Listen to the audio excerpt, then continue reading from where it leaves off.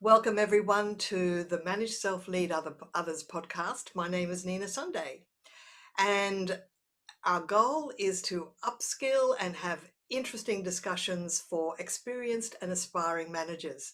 And today, my guest is Nils Vesk. Nils is the author of Innovation Archetype, which is all about democratizing innovation. I've seen him speak many times. I follow his posts on social media. I consider him one of the big thinkers in this country. Nils has a background in design, which means that he brings to all of his authorship and all of his presentations and his membership site, he brings design thinking, he brings futurism, and he brings innovation. So welcome, Nils. It's a true honor to have you on the podcast. Gosh, thank you for having us, Nina. And with an introduction like that, I think I should be sitting down listening to myself. But very kind with the words. Thank you. It's a pleasure to be here. Great. Well, we've been having a chat prior to today about the nature of innovation and the challenges that managers have on two sides of the coin. Like, managers can be so busy and so pushed for results that where do they get time for innovation? At the same time, they may want to innovate, but the culture doesn't support that. So how important is it for managers to encourage innovation within their teams? I think you've almost got to, I'm not trying to sidestep the question, but I feel like you've almost got to ask a bigger question. And that is, why does the organization want to innovate? Because if the organization or the team doesn't have the value for innovation, that they don't see the value that innovation can bring, then it's sort of, why should we be going out there to innovate? But so if I was to answer that rhetorical question, I would probably say that the reason why innovation is so important, and subsequently why managers or leaders should be encouraging their teams to innovate, is that innovation can make a massive difference. Innovation can be on process, innovation can be in customer service, and innovation can be on product. Now, I think traditionally most people think innovation, it's just about product. So, only the R&D people can do that, or only the marketing people can do that, and everyone else gets left behind. And that's an absolute furphy. And the reality is, when you look at how some organizations are evaluated for the innovation, more often than not, it actually comes down to how innovative their business model is, which then relates to the processes they have in place. And the product is it is a byproduct of the innovative processes they've got in place. So that's one of the reasons why innovation is so important. The second reason is that it actually is a great relief from the concept of boredom. I mean, believe it or not, no matter how cool our organization might be, we get caught up in, day-to-day sort of dross, and innovation is giving people an outlet, an opportunity to look for new ideas that can be exciting. It can bring in a whole new lease of life and an energy that wasn't there before. So they're just some of the reasons that innovation is important, and why a leader or a manager, I think, should be encouraging it. Well, I heard a couple of things that you mentioned there, Nils. The last thing was really about staff retention, retaining good people, because I can remember before I had my own business, I was an employee, and I remember they didn't want any of my creative ideas, so I left. It's like they lost a good person. Is that a common thing that happens? The best people leave because innovation isn't happening and their talent isn't being used? Yeah, definitely. I see it all the time. And usually where these people end up is they create a little startup, and, they end up Become a selling back. That's it. Or they end up selling their business back to the company that sort of didn't listen to their ideas for a massive amount. And kudos to them for taking the effort and making that effort to do it. But yeah, if we had actually simply created some structure and some space and the right culture to listen to those ideas, to listen to our people and give them that support, then we wouldn't need to do that. We wouldn't be losing people by all means. And the other thing you mentioned in there, it was just a passing comment about when an organization is being evaluated. Was that the word you used? Who's Yeah. evaluating an organization and making innovation one of the attributes? Well, so, I mean, we only need to look at like a Forbes or any of those sort of major magazines when they will do who are the most innovative company in the world. And, these are always a little bit subjective, but the best ones out there will look across three different areas. They will look across process, they will look around product, and they will look around service. And you're finding that there are a lot more companies that traditionally people go, what, but they don't really have a product. But they've got a service or they've got an amazing process. And I think that the tide has changed, even though, R&D labs, been around for a long time. And we all know that business models and processes can all be innovated. But it's good to see that people external to, how would you say, the media will start to realize that an innovative company doesn't have to have a whiz-bang product.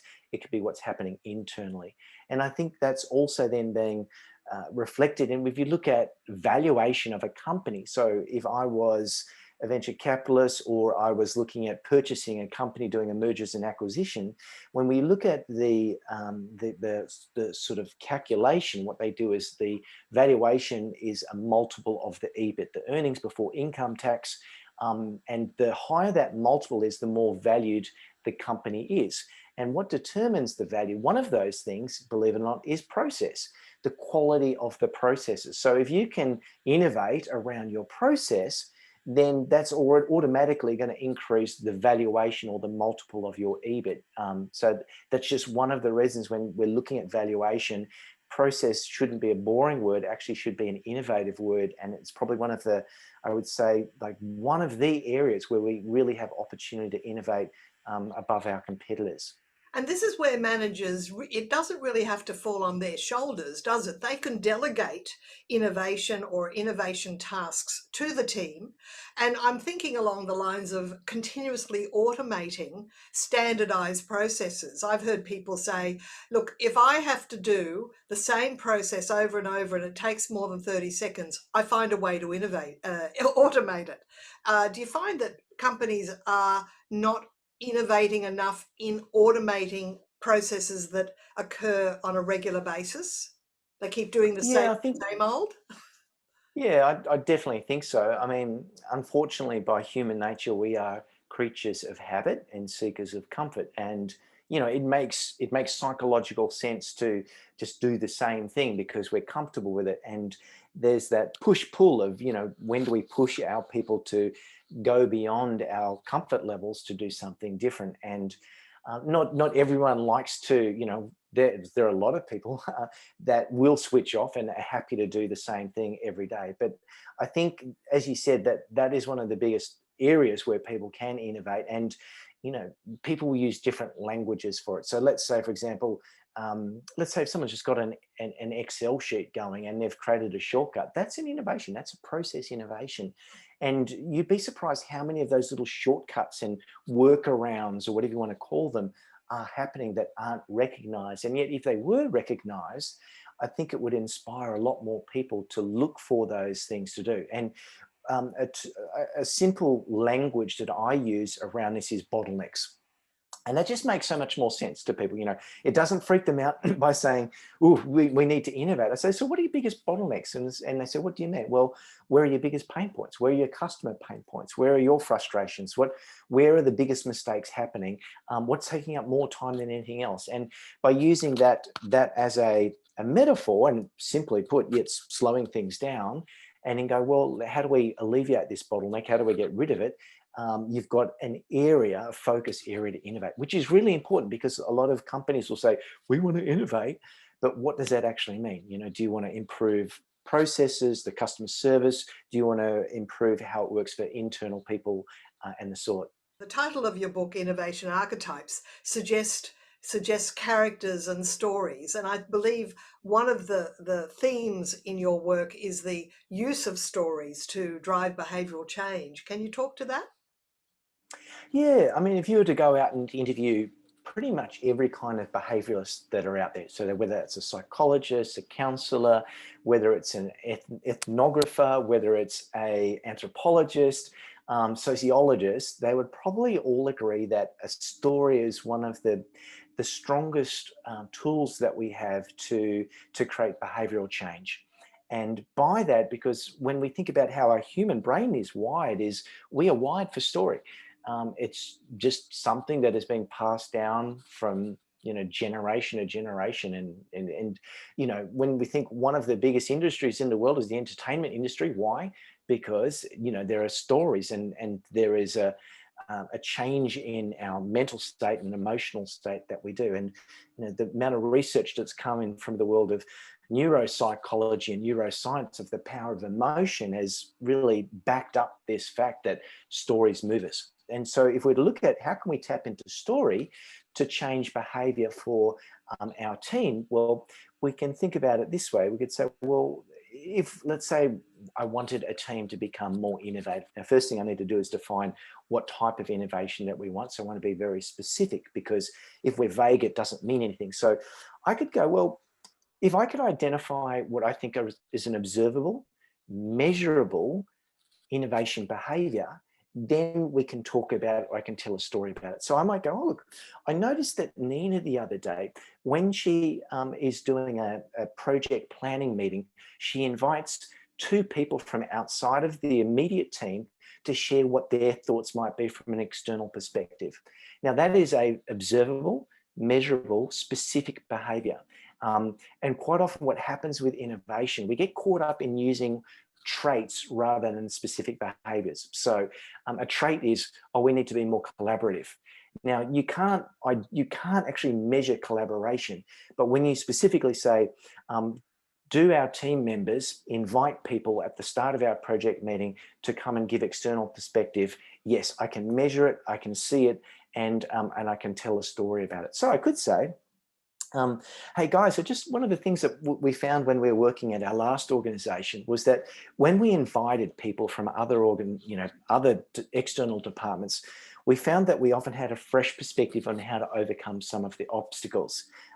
So blah, blah, blah, and you could do the same about specifically when a mistake happens or something goes wrong, talk about a process and how you overcome it. And, we could spend a whole week talking about storytelling. I'm not an expert on it, but the concept, I'm sure we're all familiar with the concept of the hero's journey, an idea that was proposed by the Joseph Campbell, that's right, the comparative religion expert from California. And for those who don't know, Star Wars and George Lucas went to him for advice around Star Wars and the characterization of Chewbacca and stuff like that. Anyway, but yeah, people we want them to get across the river and to the goal, but that would be too easy. So there's always some obstacle, and we want to see them, learn and go through that type of stuff. So sharing a hero's journey doesn't always have to be a major failure, but overcoming something and sharing that's our narrative. Because when we think about it, I've got a narrative of what innovation means to me. Now, it is usually completely different to everyone else, because I'm sold by it, I live it and breathe it. And so what we've got is, when we're working in a team or an organization, we've got to go, how do we change the narrative of each individual? So we need to say our narrative that we keep repeating in different formats, different versions of stories, is that this is the type of innovation that we're looking for. Yeah, a long answer. Hopefully that makes sense. Oh, no, fascinating, Nils. And you talk about the aspect of making mistakes, and of course, if you're innovating, you are going to fail and you are going to make mistakes. And one of the very early books that I read early in my business career was the very first version of Michael Gerber's The E-Myth, and he very much stated the principle that if a process is occurring and someone is following a process and they make an error, it's not their fault. It's usually the process doesn't have a check and balance, because good people will sometimes make up for the fact that there is no check and balance, but you can't blame someone else who doesn't know, oh, you need to check that, if it's not actually written in the process. So do you find that blaming people for errors is counterproductive? And how can a manager sort of get over the habit of doing that if that's what they do? Yeah, definitely. I mean, no one likes being told that they're dumb or they're wrong or they've done something. And apart from maybe some disreputable councils where people will go out of their way to make something fail, no one goes to work with the intention of making something fail. Everyone is, they're doing their best with the best skills and the abilities that they have. And yep, so what we need to do is to be able to get clear about identifying that if something wasn't working, it was the process that wasn't working properly. And if the process wasn't working, then we've got to fix it. So how do you change a habit for that? One of them is to use a bit of a process around mistakes and identifying mistakes. I'm just trying to sort of think about it. But when you think about what type of mistakes actually are out there, I'm just going to kind of jog something from my memory if I can. But really, there are three types of mistakes that happen. One is a real mistake. That is when the wrong process is executed. The next one is a blackout, which is when part of the process is forgotten. And the third one is a slip up. And that is when the right process is executed incorrectly. So say, for example, a real mistake is I've just got a new client that's come on board. I'm supposed to be, help onboarding them. And I, rather than use the onboard process, I go straight to the accounting process and send them an invoice. That's a real mistake that's gone on. Blackout might be I'm doing some invoicing and I forget to attach the PDF of the invoice, or the accounts payable team forget to that. Yeah, that's a blackout. A slip up is let's come back to onboarding. I send them the invoice first rather than the welcome kit first. And so they go, oh God, what's this? I'm getting an invoice straight away. And so by understanding that, we can start to identify, what those processes are. And there's a number of different contributing factors or sources of mistakes. So one is rule-based. So do people know what they're supposed to do? The other is knowledge-based, is that do people know what to do? And then the third level is skill-based. So do people actually have the skill to do that? So that can help a leader or a manager quickly as well, because they go, actually, well, do they know what they're supposed to do? Do we know what's supposed to do, or is it just inferred? Have they been trained up on it? Do they have the skills to do it? And so starting to use some of that type of work. And I think James Reason is a name that comes to my mind. I think he was a organizational psychologist who's worked a lot in the world of aviation. Why do we have these horror plane accidents? And I think a lot of his thinking kind of relates to, some of those concepts around that type of stuff there. James Reason is always looking for the reason for the thing. That's it. That's a good one. Now, you've got this new book coming up in a couple of months called The Reinvention Sprint. Can you tell us about what's that about? Yeah, so the Reinvention Sprint was a book I wrote last year for those who are just joining us in the COVID times. And I realized that a lot of organizations were stuck and set in their way of how they would do business, and they were really stumped as to what to do. And so I started getting a lot of calls from different clients, saying, can you help us do this? And as I was fielding and helping out these clients, I thought, wow, there's got to be a better way to help them reinvent their product or their process or their service offering quickly, but most importantly, do it with as minimal risk as possible. I'm sure we're all familiar. One of the biggest aversions that we have to any innovation is about risk. And one of the big things I'm always working with clients is, how do we minimize that risk? And how can we test this for $100 rather than spending $100,000 or 100,000 hours of our team to try and go somewhere that we find is a dead end. So yeah, essentially it helps them go through a journey of reinventing their either a product, a process, or a service, or just one of those components. That's fantastic. And how can managers work with you on an ongoing basis? I think you've got some sort of membership site. Yeah, so one of the things that we launched just last year that's going gangbusters at the moment is a site called the Reinvention Club, and thereinventionclub.com. And on this site, what we do is we help leaders and managers who are aspiring to lift their level and knowledge of innovation. So how can they lead innovation? How could they facilitate a particular innovation exercise? How could they generate insights? How could they generate ideas? How could they validate or prototype? And how do they pitch their ideas? Because we all know that often people have great ideas, but then people seem to suck at being able to communicate it and they get left by the wayside. So it's really a platform that each and every week people get sent some content. It might be a cheat sheet, it might be a flow chart. They all come with videos, bite-sized, but they really enable people to lift their skills as an innovator without having to spend, $100,000 and going and doing an MBA or whatever it might be, because this is specifically around innovation. That sounds fascinating. And what's one of the mistakes that someone might make when they are doing a pitch? Is it around language and not really finessing how they present their argument?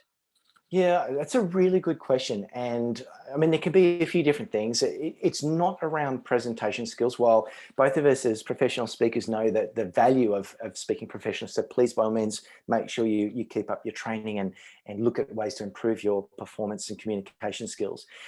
But usually what causes people to drop the ball when they've got a good idea is not understanding, being able to put themselves in the shoes of the team that they're communicating to. So whether that's a board or a CEO or some senior executives, what generally tends to happen is that people don't see the value in an idea.